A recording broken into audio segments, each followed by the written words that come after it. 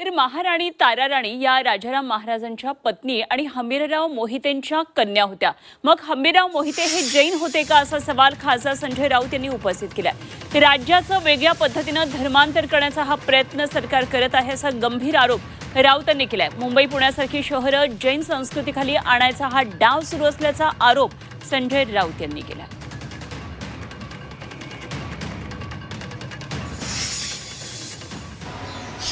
महाराणी ताराराणी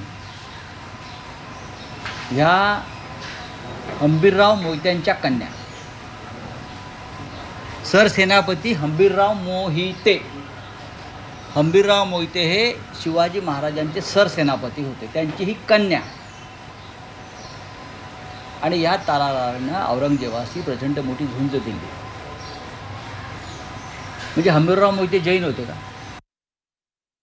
संपूर्ण महाराष्ट्राचं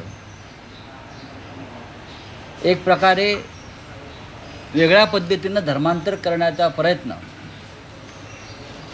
फडणवीस, शिंदे आणि सुनेत्रा पवारांच्या राजवटीत सुरू झालेला दिसतो।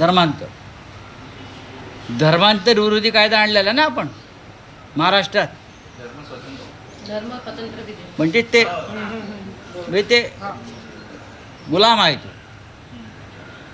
तुम्हाला धर्मांतर करता येणार नाही। तुम्ही आमच्या ताराराणीचं जबरदस्तीनं धर्मांतर करता।